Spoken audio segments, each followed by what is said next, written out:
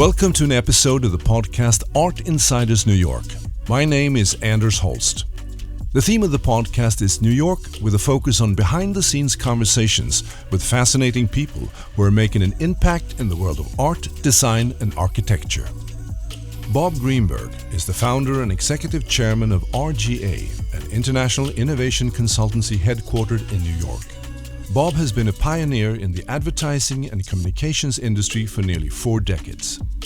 In this interview, Bob gives us an insight into what it's like to be at the epicenter of the ever-changing digital landscape, his vision for the company, and the groundbreaking design of the new headquarters at Hudson Yards, and his passion for collecting outsider art and his recently curated Bob Greenberg Selects collection at the Cooper Hewitt Smithsonian Design Museum.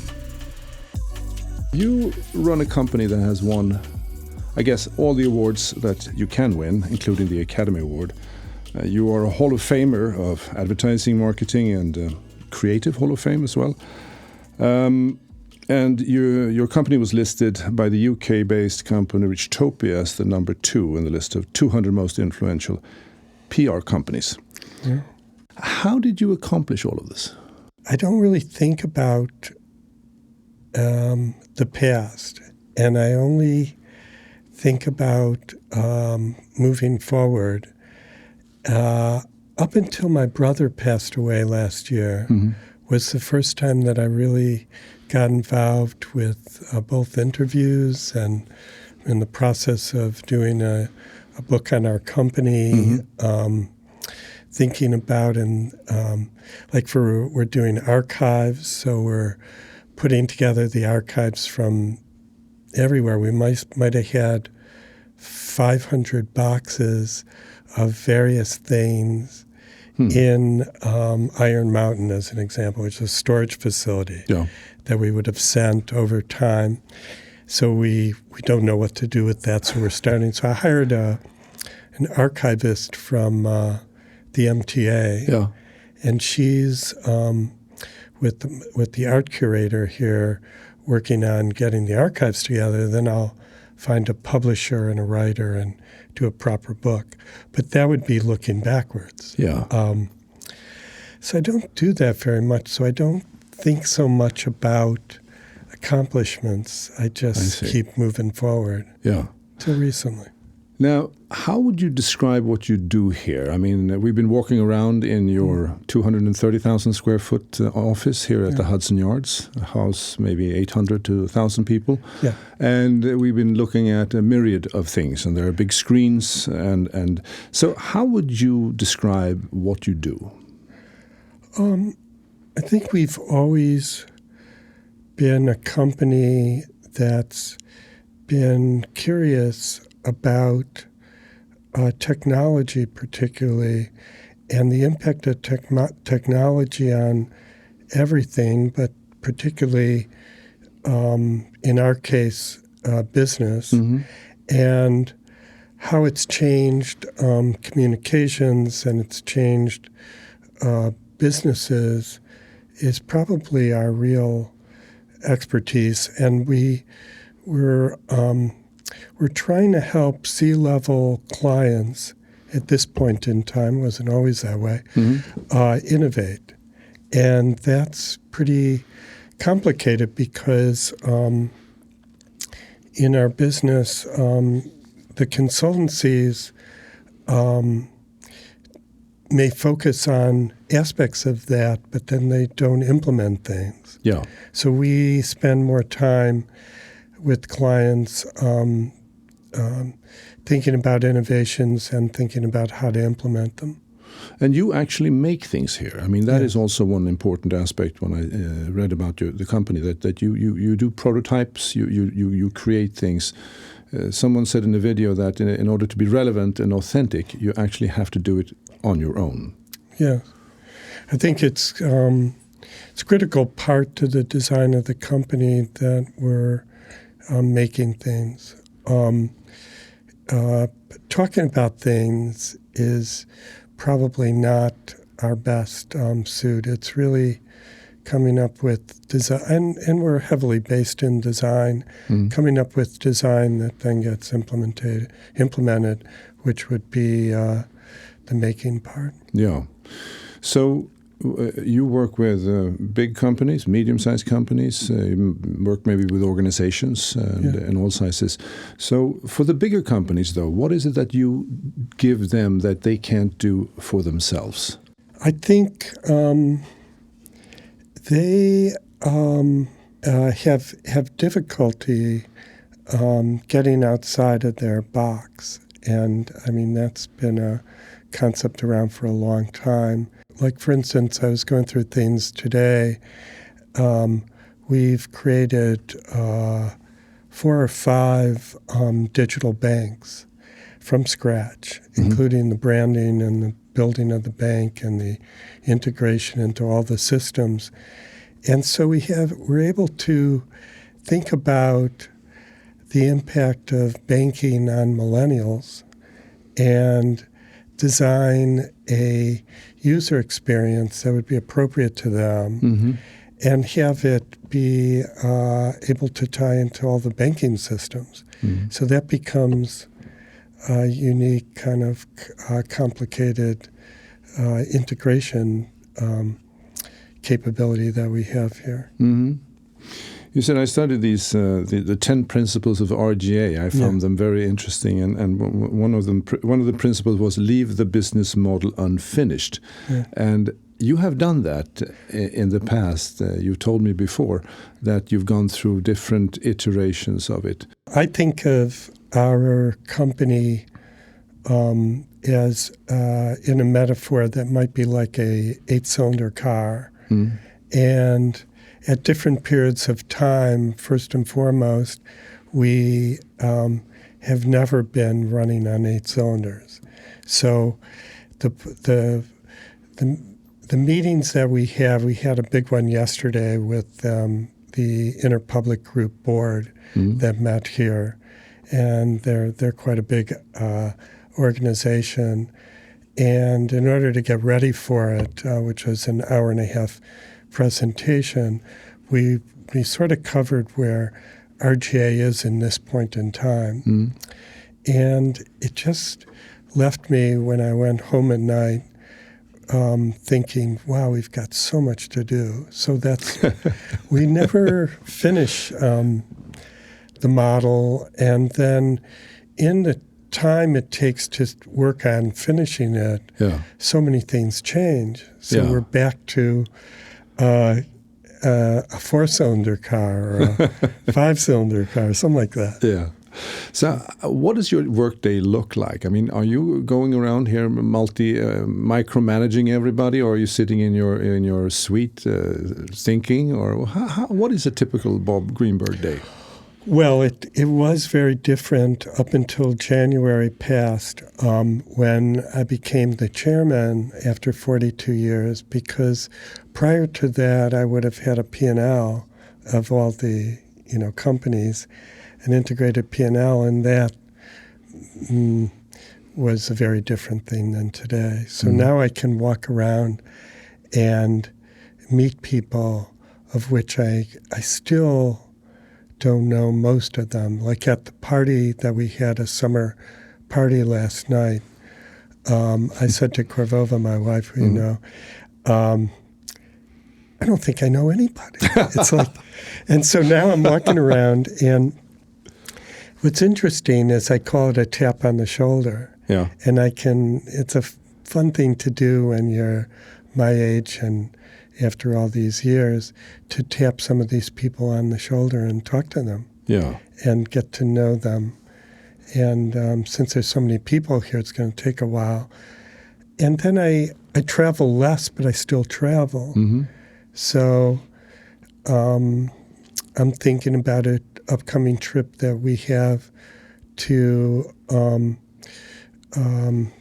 Kyoto, Tokyo, and Shanghai. So we have offices in Tokyo and Shanghai, and they're ones where I could spend more time. The complicated part of my job would be, what do we do to build the next stage of our Tokyo office? Yeah. But one thing that may not be obvious, so I'll talk about it because it is a big part of my past and current. life and what I'm most interested in, and that's our OS, or our operating system. Mm-hmm. So the operating system has been developed over many years, and the most recent version probably goes back 10 to 14 years, something like that. And what it allows us to do is to work 24/7 between the various offices, load balance between them, technically integrate people into projects, and then do currency differentiation. Mm-hmm. So that type of thing with video conferencing for everyone here, which isn't obvious but exists, it's a just different way to work. There's like we've just won a new client, which is Slack. So we would have Slack integrated everywhere, but if we don't have a tool that does something like that, we'd build it, and then we'd integrate it. So that part is really amazing, because we had a meeting this morning, and we might have 30 people in the meeting, and maybe 20 people outside. Mm-hmm. They could be on iPhones or Android. They could be in a train station, on a train, in a plane, whatever. Yeah. And it works seamlessly now. So once that started working that way, which had been for a while, we could then use the tools to really work a very different way. Mm-hmm. I see. Well, let's talk a little bit about the workplace here, because there's this beautiful documentary by Gary Hustvedt about your planning and your moving into this incredible office that you have at Hudson Yards. So what was the idea? What was your vision? What did you wanted to accomplish when you brought together all these various parts of your operation that was split up in different buildings, if I understand it correctly, and then you moved them all together? But you had an idea and a vision. I came out of feature films, and feature films and the way production works, it's the most collaborative, integrated medium. And then on May 14th, or whatever the day is, you deliver the film. Yeah. And it's, quite a complicated thing to pull together, especially with visual effects. But coming out of that background, it was very different when we set up our agency that's based on the impact of technology, an interactive digital agency back in 95. We would have had one of the few agencies that was designed to be collaborative, where in the past, agencies were designed to be competitive. It was the thing that was right for the time, because if you had many offices like Ogilvy or Leo Burnett or DDB, sometimes over 150 offices, you could put a brief out for something like a television commercial, and it could be solved in any one of the offices. But when you're doing interactive and digital, it requires collaboration, which is a very different model. So we built our operating system on top of what was already a collaborative model. I see. So then I had one thing that we were missing was a collaborative space. So because we were in 5 buildings on 39th Street, I decided to take the opportunity of new things in terms of communications and information that could allow people to collaborate better. So the space is first and foremost designed for collaboration. Yeah. And that's one part of it. The other thing that I noticed as I was interviewing architects, which ultimately we worked with Sir Norman Foster, Yep. when I started interviewing architects, I realized that almost no architecture firm actually had an interest in what I was trying to do simply because that's more the space of an interior architecture firm, not the ones that I was talking to all the way from Diller and Scofidio to a company like Renzo Piano. And you still see that not really being taken advantage of as an example in museums. So this interior type of integrated, systematic way of doing things is what I was trying to do here. That's very interesting. So you're trying then to create some digital landscape that reflects what the people are doing who are working there. I mean, there was this metaphor. I remember you talked about this law firm, that you come and visit the law firm, you see the reception, you go to a conference room, and then you leave and you haven't really seen anything. Right. But here it's very open, and you have all these wonderful screens, and you have these small huts, the huddle rooms. You try to figure out a balance between individual and being working alone and working in smaller groups and bigger groups. And right, and one of the things that we had to solve here, which is part of it was done by accident, but nonetheless it worked out very well. The idea was that we really solved the acoustical problem of an open space and the lighting of it as well. So the acoustical thing, they now make these acoustical panels that were designed for train stations and airports. And they've become better and better, as you can imagine. But the ceiling, because this was at one time a very big warehouse with a span, because it's 2 blocks wide, the ceiling had a honeycomb kind of structure, which was perfect for putting in the acoustical panels. So that made sense. And then along comes a lighting system out of Austin that was designed where each one of the lights is its own computers, and it can display the entire circadian system of light. And we have everything pointing up so that there are no downlights except sometimes in hallways, so that you don't get a reflection on the screens. And then I was fascinated with seeing them put in an acoustical floor. Well, it's not acoustical, but it is. A floor for a gym in St. Bart's. And these floors, one wouldn't know that they're acoustical because in exercise facilities, the music's always playing. But here, with the whole raised floor is done with exercise tiles, and that's created a very good balance of the acoustics here. So that's part of it. But I think the most important part, which isn't seen, is the network that runs through, so that everybody has access to a very fast network. And the screens, I'm very curious about that.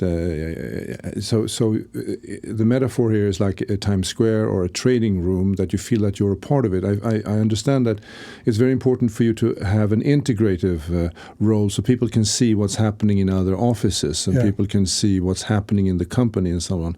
What have you learned about these screens? What works and what doesn't?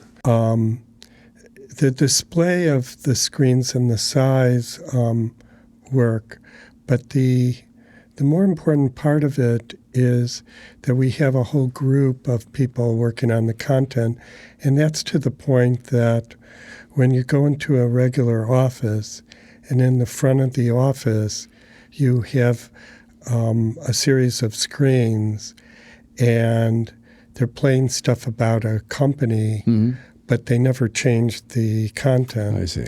And then the music's terrible, so they have to lower it because the person who's the receptionist would go crazy. And it's like that. So we have a very different version here. But then that version could be exported to any of our offices. And then just like you saw with the screen technology here and how we would update a Best Buy store for Samsung, we can update all of our screens in our other offices, all from whatever location. So why is it important for you and the kind of business that you run to be at Hudson Yards, to be in this environment? What drives that? Well, I was following Hudson Yards for a long time because they were going to put in a football stadium originally for the Jets.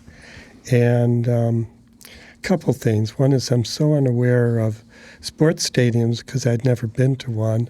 And I was on my way to visit Verizon, and the driver was stuck in traffic. And I asked if we could get off of the highway, and he did. And we passed this huge purple thing. And I said, "What is that thing?" And he said, "Oh, that's Giant Stadium." And I said, "Wow." And I never realized how big these stadiums are. That's what was going to go into Hudson Yards.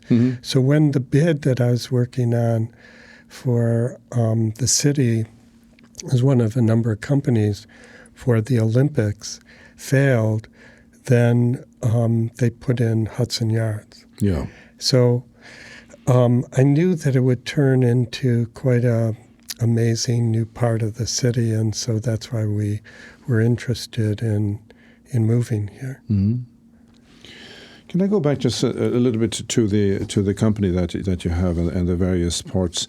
You have something called, of course, consulting. You have product and services. You have communications, but then you also have studios, which I then understand is a way of really making things come alive, to really put together concepts and prototypes that people can't do, your clients can't do on their own. But then you also have ventures, RGA Ventures and Accelerator. So you're also involved in that part of the business. And what I found very interesting was that in one of the interviews on your website, someone told me that you combine financial, creative, and relationship capital. And that sounds to me like an unbeatable combination. Yeah, that's interesting and it's good, but the real differentiator as it started to evolve is we add creative capital.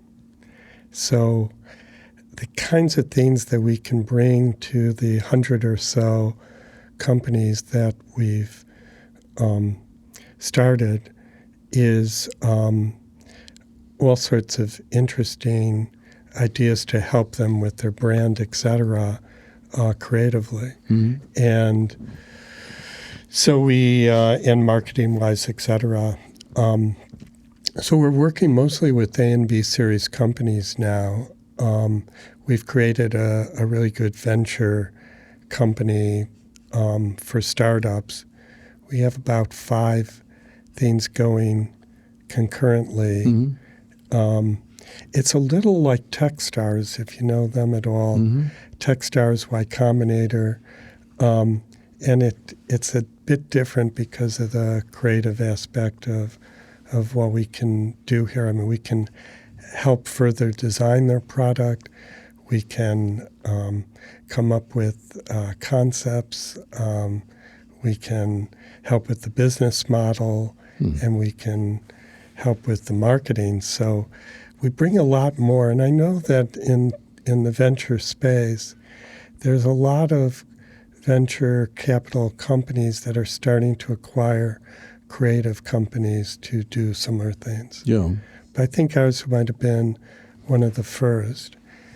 I went out to lunch with one of the founders of a company called Latch, and it's a computerized locking system by some founders that came from Apple. And they recently turned down a purchase of about $225 million, and they've taken a large amount of capital in recently, and they're growing really fast. And then I went on the board of one, which is called Whaler, and that's a it's really a whole systematic way to tie brands in with influencers. They have 5,000 influencers, about 90 people in the company now. And Sir John Hagerty, who co-founded BBH, agency and worldwide agency, and he, before that founded Saatchi, co-founded that too. He's the chairman at 75, and I'm the vice chairman at 71 of a millennial-based company, which is very funny. So anyway, it's a way for me to also, by the way, I can now, having had lunch with Luke yesterday from Latch, I can actually have the time now in my new job to do that. Yeah. I could never do that before. Yeah, I understand that. I was just moving forward. Yeah. But that must be great for you to have that opportunity. And that was the tap on the shoulder that you mentioned. That was the whole idea of the design of the office, right? Like the unexpected meetings, right? Yes, the happenstance of what happens when two people bump into each other, and just this small conversation they have that wouldn't have happened in the 5 buildings and elevators and 39th Street. I think that's made a very different thing. And then because all of our desks are sit-stand desks, the thing that I changed is I put them on wheels. And somebody was telling me yesterday, because new people are moving into my area from the media part of the company, most agencies hire people for an account and then they don't change them. We not just change them, but we change the location of them. I see. So we look at what's happening and who's doing what, and we move people around a lot, which is a great part of the company because of the network and all the connections. Yeah.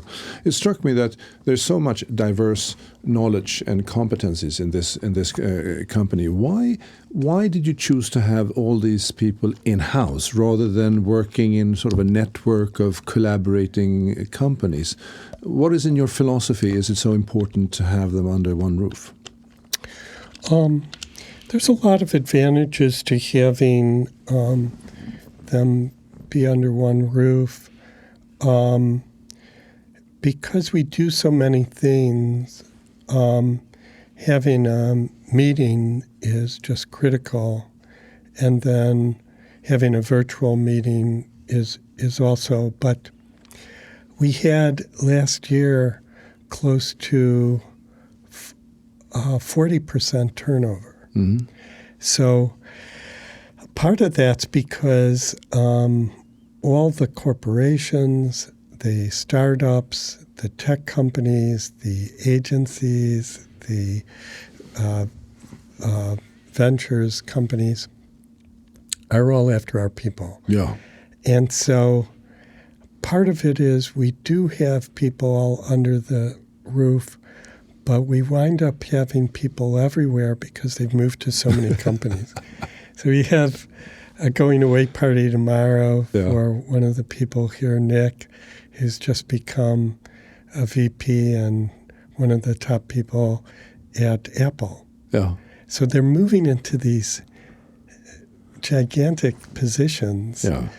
One at Uber, one at Airbnb, and Spotify, but that is great for you. Yeah. And so our network of people is quite large too. And you have an RGA alumni, so you keep track of them once they're out of the door here. Yes. You don't let them go. Huh? No, and we get a lot of boomerangs. Oh yeah.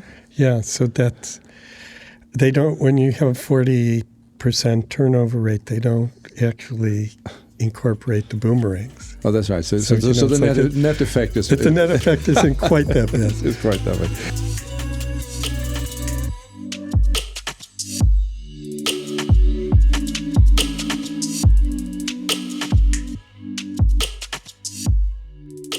Okay, so let's think about then the future, your favorite topic. So from your vantage point here, you're sitting on one of the major summits here in your business. So what are you seeing on the horizon? What is happening around you that interests you? Some of the most interesting things that I see happening in our space right now is the change in the consultancy business. So the consultants are moving into marketing, going, I guess, downstream, and we're moving upstream to the C-level, creating a consultancy capability that would look at business transformation,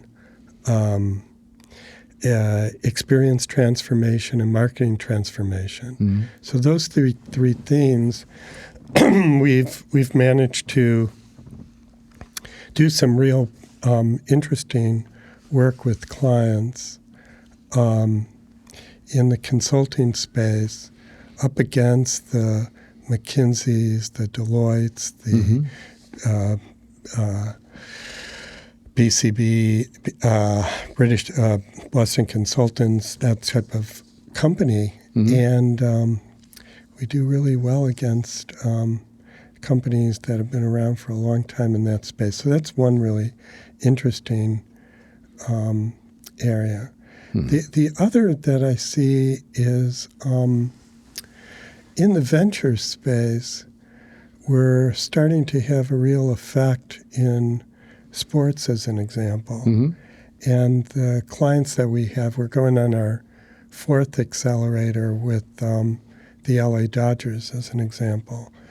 And we're starting to get some real impact with our capabilities matched up with sports teams, the MLS, here in the soccer team in the United States, that type of thing. Yeah, that's very interesting.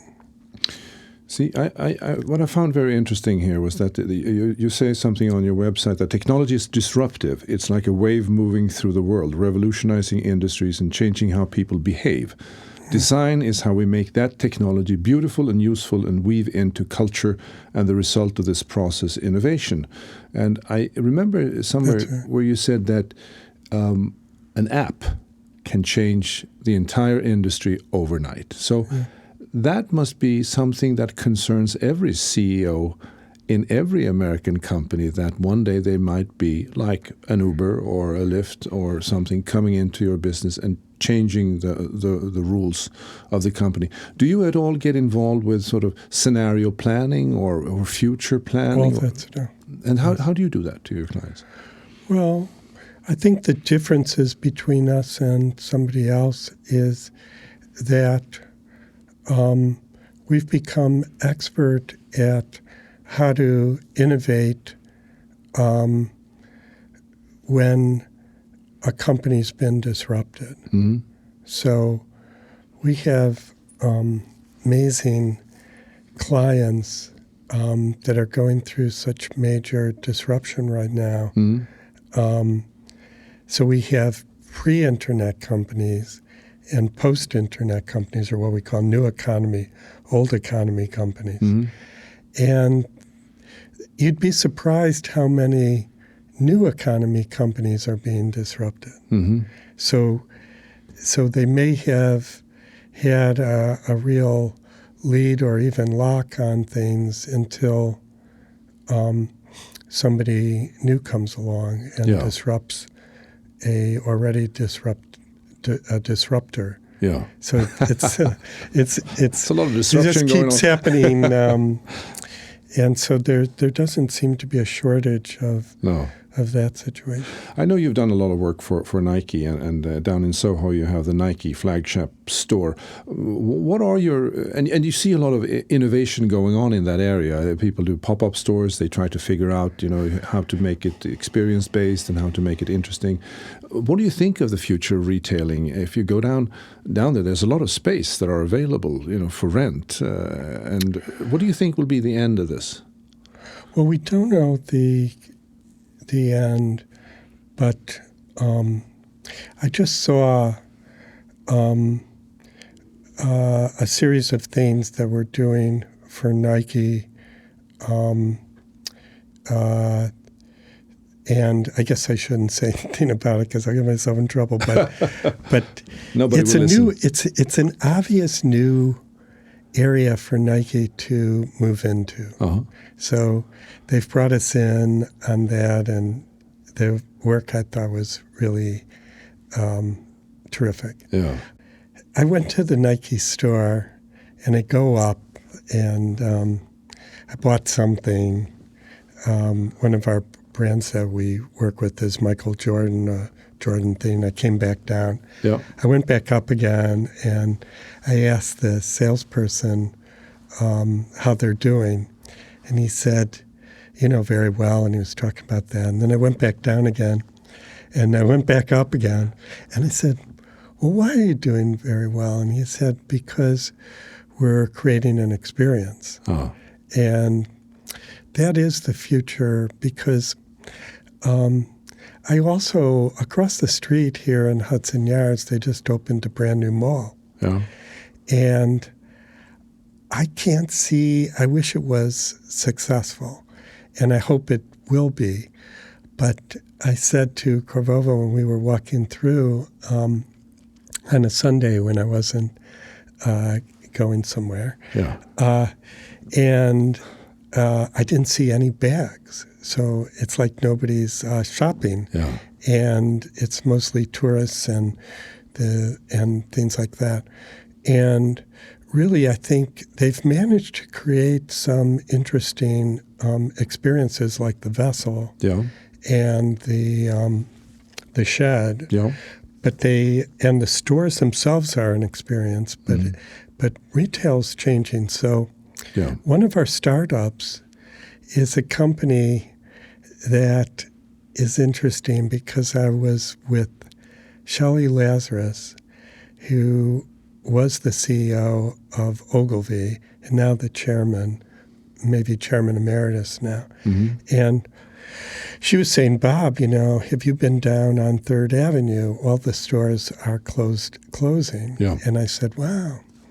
I said, no, but I've been on Bleecker Street, and they're, similarly closing. But from the closed stores, we've got a startup called Dark Store that does the last mile distribution in a new model for real estate called Dark Store. Uh-huh. And it's doing really well. Mm-hmm. And we introduced them to Nike, and they started just recently working with them. So what do they do, Dark Store? They would deliver things in even less time than Amazon. Wow. Through a network of locations stores in cities based on, oddly enough, stores that have closed. Yeah. I saw one on your website. You have a project, an artificial intelligence project, Rose, the mischievous chatbot at the Cosmopolitan. So, what's your view on artificial intelligence now? Is that the next big thing that's going to take over our lives? Yeah, I think AI already has. Yeah. I mean, AI is embedded into so many things that we do. Our parent company is very involved with that and data. And I don't think that's a question. I think a question is maybe VR.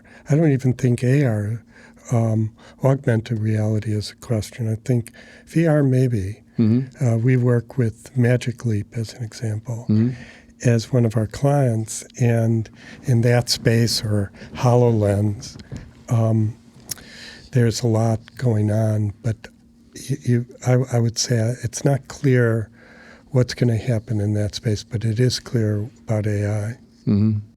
So where do you go for inspiration? I mean, I understand that working here is an inspiration in itself, but when you need to reload or recharge your batteries, where do you go for inspiration in your own time?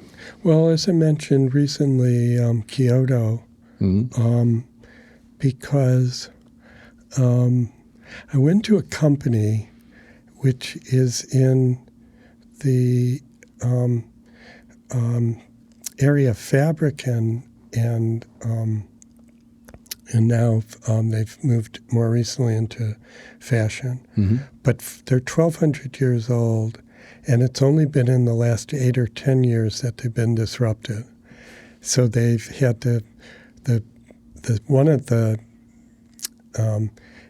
a person who's in his 40s, part of the family, had moved into punk music, Mm-hmm.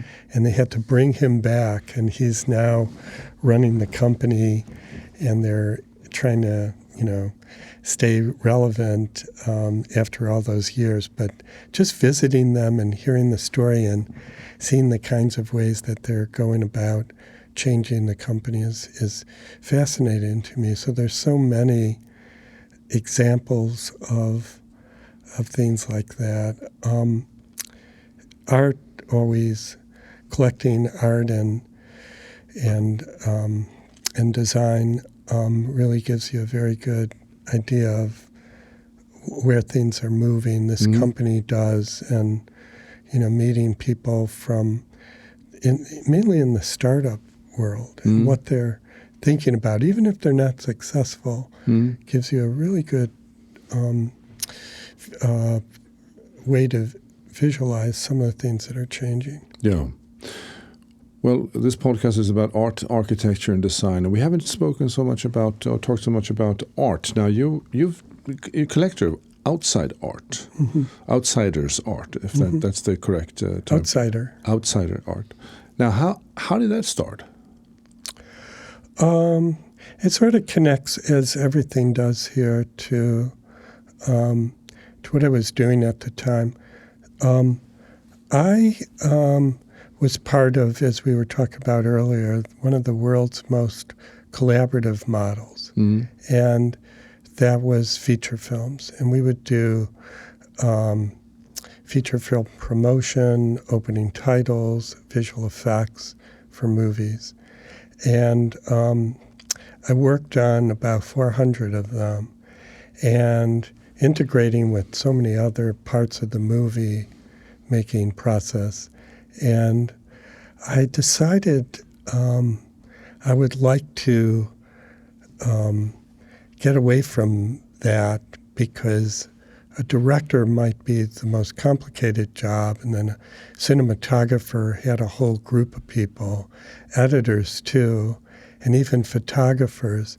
And I started looking at what would be the most singular vision would be a painter in the field, like like Van Gogh as an example. Mm-hmm. So then I started to read about Van Gogh and then Van Gogh's brother and that whole thing, realized he never sold a piece of art when he was alive. And that to me was the essence of an outsider artist. Yeah. When I came across a book that was written by Dubuffet called Asphyxiating Culture, and it's about a singular vision. And I decided to go from the most collaborative thing to the most singular vision, and that would be an outsider, self-taught, art brut, which means raw art, a model of Dubuffet's of a person who is probably schizophrenic and had to create a new version of art as therapy, Yeah.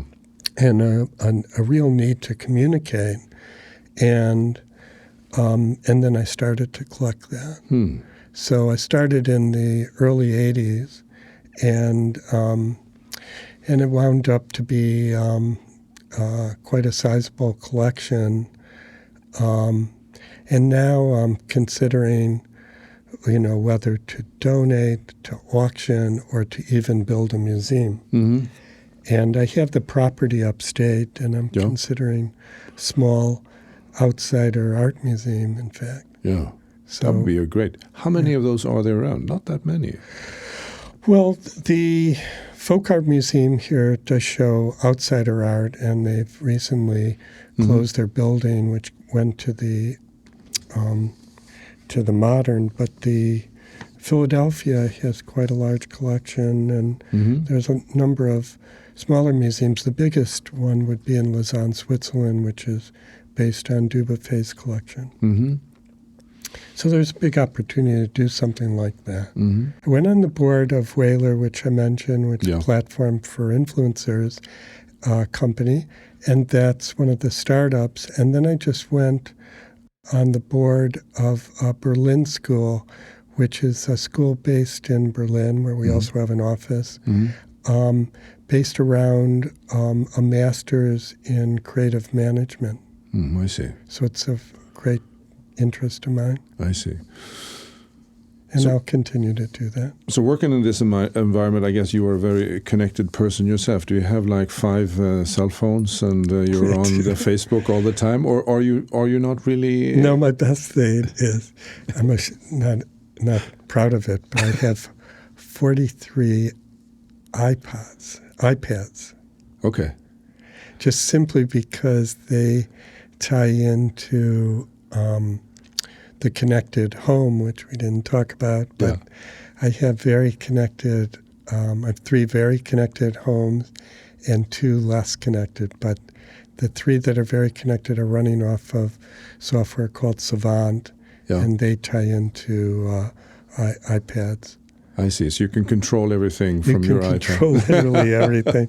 It's been a long time. I've been involved in that area, which I did bring to this company, but I've been involved in that area since '85. Yeah, I see. And now it's finally at a point where it's pretty seamless. You know, we have a glass house upstate, and when we leave in the parking, we hit one button and everything turns off. That's wonderful. It's like the Jetsons. The dinner is the dinner's on the table. That's wonderful. It seems like you are entering into a new, very exciting phase then. You're sort of off the hook of the daily travail here, and now you're more of a free agent here. You can run around and cause all sorts of trouble for everybody. Yeah, that's true. But that's a disruptor within the system then, I guess, and to some extent, right? You know, I saw last night on television, we were talking about when you came in, Mueller was criticized because he's getting old. Yeah. And he's going to be 75 in a couple weeks. Yeah. So I started wondering, oh my God, that's not that far away. And so I think, at 71, there's a lot still to do, and I'm hoping to get a fair amount done in the next few years. One thing that I'll mention that was a fun thing to have done is I have a collection of products, and ones that have got out of business or have changed over the years. And so I collect product design. Yeah. And I recently had a show at the Cooper Hewitt, and I was trying to show Dieter Ram's 10 Principles of Design.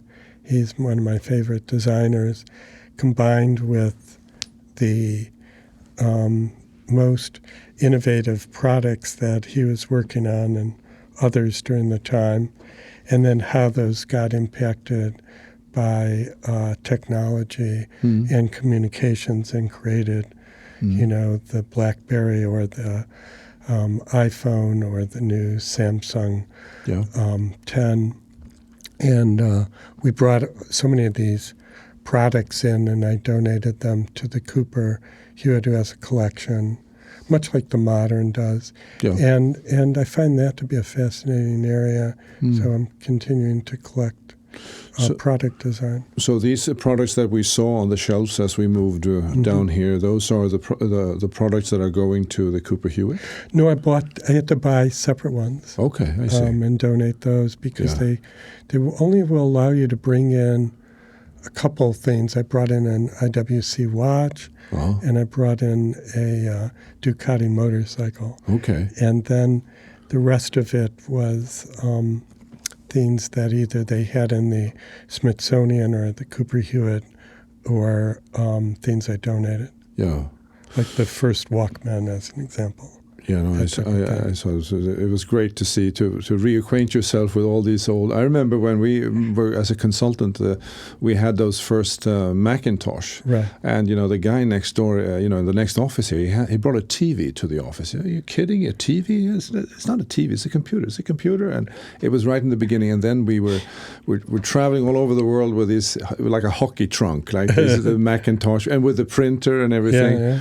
It's such you have such an affection for these things, and you can see there is a straight line from Dieter Rams, the brown watches and the calculator, and Jobs, how he basically took that into the iPhone. Yeah, he was a huge fan of Dieter Rams, and Johnny Ives as well, and they really appropriated a lot of his design ideas and theories and products. And I think your principles, the 10 principles of RGA, is very much sort of they align very well with Dieter's. Yeah, they align very well with simplicity and I found them very interesting, and it's an exciting company. I mean, it's an incredible company you've created, Bob. Thank you. Yeah, and I'm very happy that we had this opportunity to discuss this. Thank you very much, for taking the time. Nice to see you. Nice to see you too, Paul. Thank you. This is Art Insiders New York. My name is Anders Holst. Thank you for listening, and be sure to visit www.artinsidersnewyork.com to join the conversation and subscribe to the podcast. If you enjoyed this episode of the Art Insiders New York podcast, head over to iTunes, if you're not already there, to subscribe, rate, and leave a review. It's very much appreciated. Thank you. A special thank to Peter Karam at RGA, who helped us with this recording. This episode was produced by UOM LLC, copyright 2019.